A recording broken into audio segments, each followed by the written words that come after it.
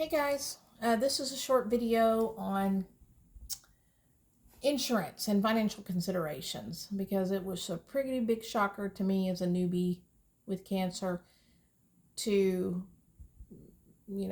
experience some of the things that I did. And not everybody, I'm sure, has the same journey, but I just wanted to talk to you about it so that if in event some things happen to you, you're not surprised, or maybe you could be better prepared for it. So, since this is about money, I'm putting on my glasses because that's serious business. So, if you're in the United States, you probably have an insurance card. If you don't, then I do think that certain institutions have cash pay discounts. I also understand Susan G. Komen and other foundations are available for people that don't have insurance to apply to get treatment. I know a couple of folks that have advised me that they didn't have insurance and they were still able to get treatment. They applied and got resources. So if you don't have insurance, then you need to get in touch with that foundation or other cancer association resources in your area or nationally to figure out what funding you can get. I do believe if you lose your job, you can also apply for disability, and that will help you get some money if you lose your job because you're not yet protected by FMLA. FMLA, I understood, I didn't know this before, but you have to be with your job and with your organization for 1 year at least to be protected by FMLA, to protect your job. And that's I think just a few, 3 or 4 months a year per year. So is a max to it, but you do get some protection. If you are at your job less than 12 months, then they can remove you from your role if you can't perform in the way that they think you need to. If you do get removed from your role, I found out that you can still keep your insurance and you pay a COBRA fee, which isn't cheap, but it's doable, and you can do that for up to 18 months. So if you get another job with another organization, then you can follow their tax or their insurance information to see when you could be on their insurance should they provide that benefit.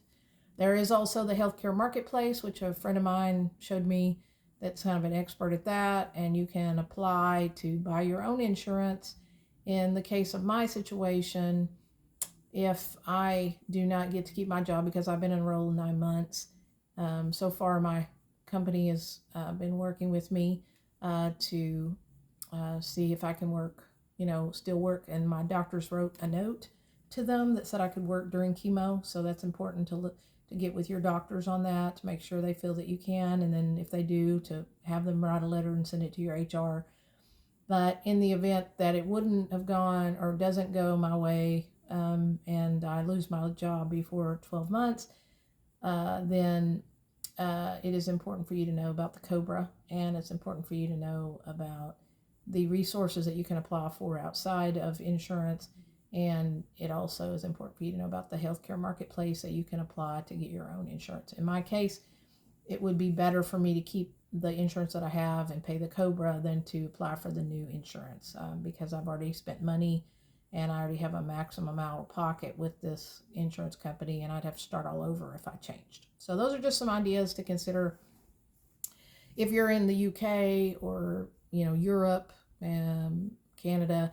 My understanding is that you get treatment within 30 days from the National Health Service, and you don't have to worry about insurance. So congratulations to my European friends and Canadian friends and anyone else that has that wonderful benefit.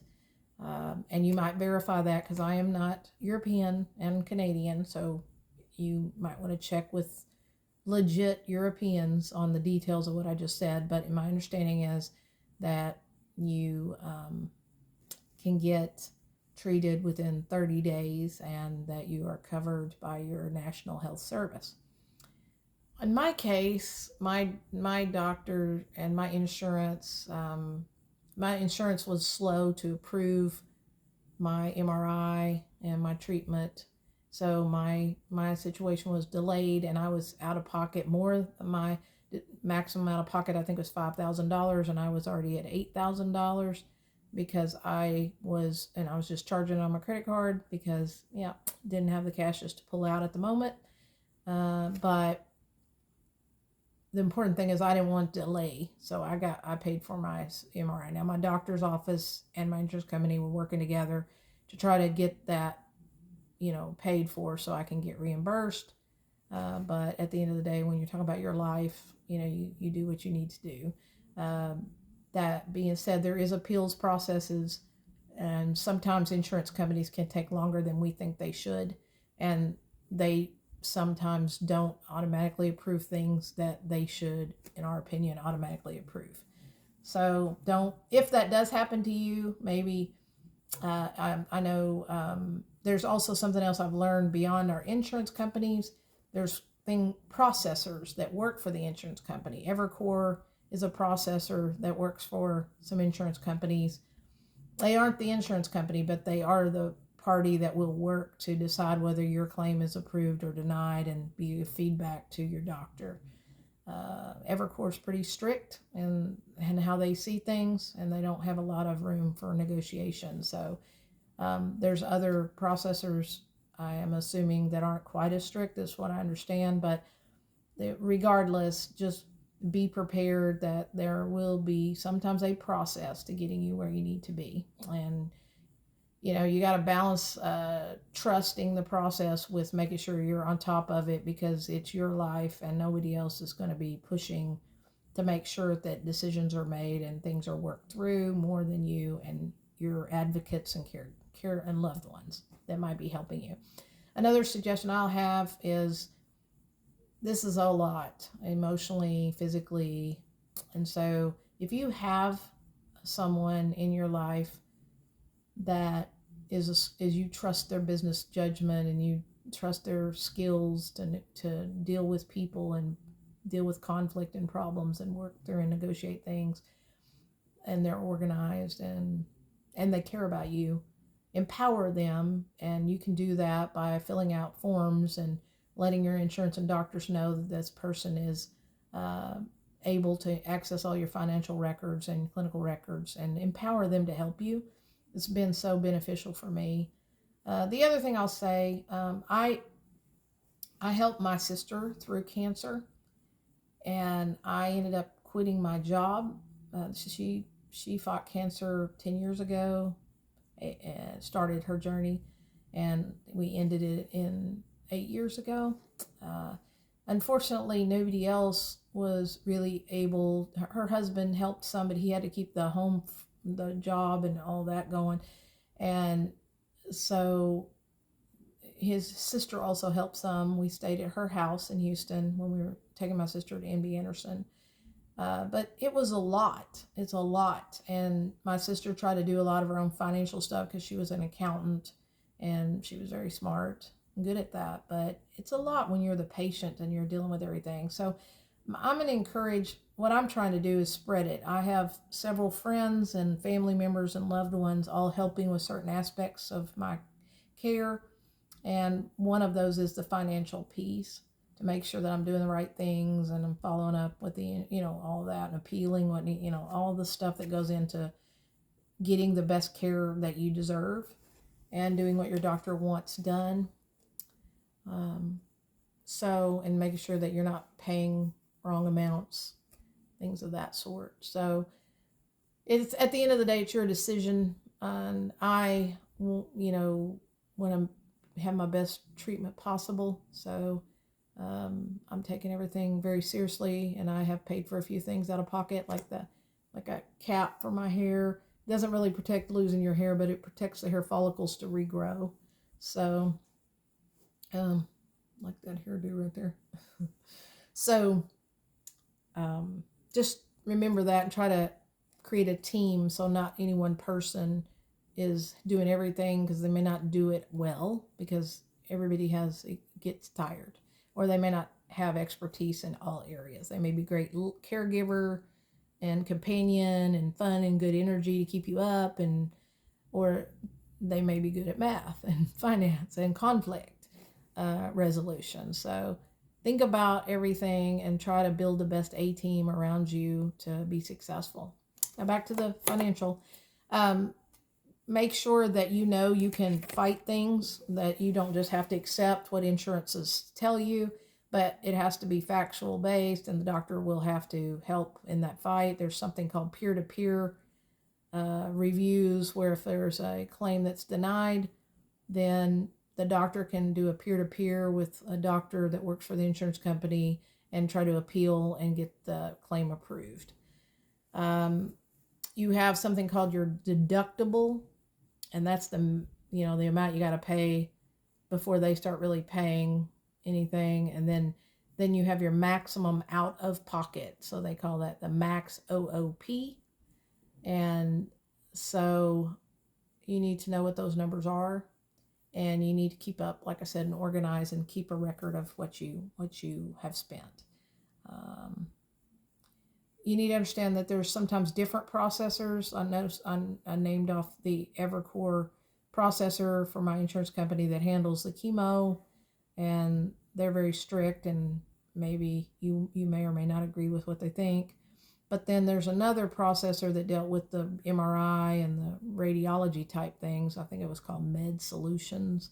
But regardless, the names don't matter. The point is that you may have an insurance company like Cigna or Blue Cross or whatever, and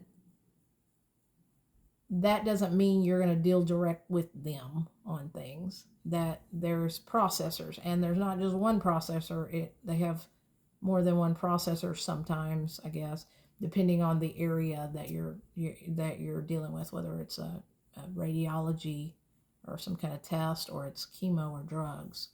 So just be mindful of that and try to keep organized. I didn't know all this, and I had to feel my way in the dark. I was calling Evercore about my MRI claim that got rejected.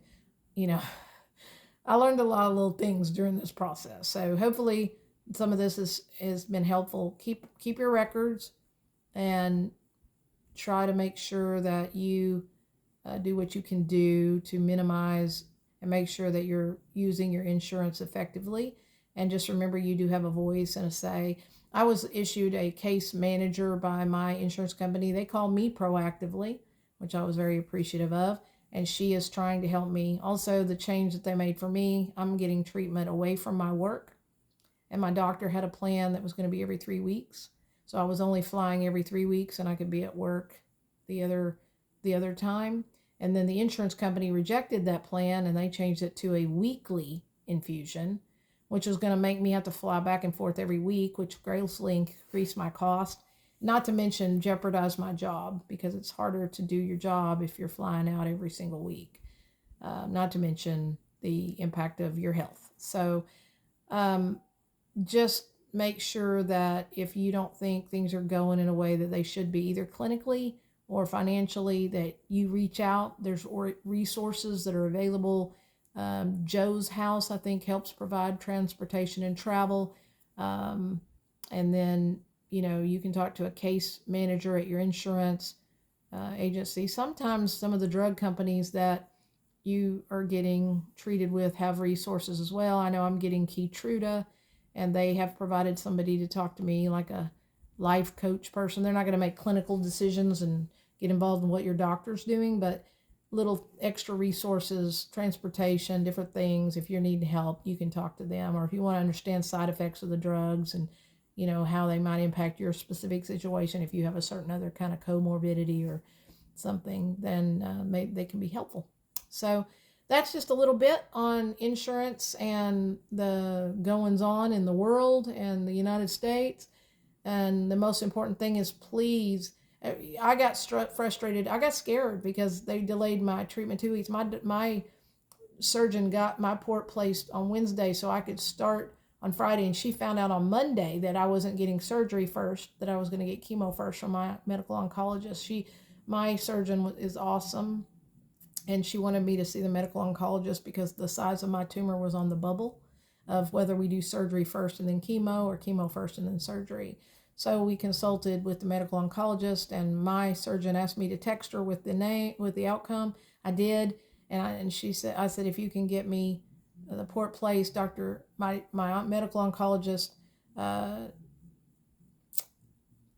said she can start my chemo on Friday, and my surgeon made it happen. Dr. Lucy Wallace is rocking it and awesome. And Dr. Joyce O'Shaughnessy, I have to shout out for my two doctors, are amazing. Anyway, Dr. Lucy Wallace got my part placed with 2 days notice. She placed it perfectly. It was x-rayed out and good, and no infection, nothing. And I was ready to go for Friday. Now, I will tell you, it was pretty vulnerable surgery. They knocked me all the way out, and this thing was, I was really, it felt like if I hit it wrong, it was going to break open or something. And it was more surgery than I thought. So, I was kind of grateful that, or I shouldn't say that. I wanted to get the chemo started as soon as possible, but, and the insurance should not have delayed my doctor, in my opinion. But, the good of it is my port got to heal before the chemo started. So that was a good point. The doctor did an excellent job. I don't hardly have any scars, to speak of. It's really good. And I'm just very thankful for those things. But be mindful. Sometimes things can happen. And I've heard some other folks say they've, had those kind of things. And they, you have to get sometimes the port readjusted if it's placed wrong or if it got infected. And those are just rolling with the punches, and just keep moving. So hopefully this little talk on insurance, like I said, the insurance delayed me 2 weeks starting. That was the message I was trying to say overall, is I got scared a little bit because I was thought, oh my goodness, what if the insurance company won't pay for my treatment? What am I going to do? And then I was also upset, what if they won't pay for the best treatment that the doctor thinks I need? So you definitely want to fight the concerns and acknowledge your feelings. Don't stuff it down, but also then try to breathe through it and work with God and have faith and work with your resources and your team and just continue to follow process, but push for what you believe is right in your heart. Talk to your doctor, talk to your case manager, talk to your nurse navigator, talk to your financial counselor at your doctor's office, talk to the person on your team that you've got helping you with your financial issues. Work it out and just keep moving forward, acknowledging your feelings, but then spinning it to constructive, and don't just sit in the fear and the anxiety of your fears. Just choose hope over fear, keep moving forward, because we're not going to help cancer. Staying stressed out all the time is helping cancer. So we're not doing that. We're going to beat cancer. Cancer's afraid of us. We are not helping cancer. Okay, I hope this helps you. Thank you for watching this. And I want to thank everybody that shared with me. I feel so lucky for the advisors that came before me, the cancer patients that came before me, and some that aren't cancer patients but have been working in the industry and have given me great advice. So many of you, and I love you, and I hope that this helps people behind me. Thank you.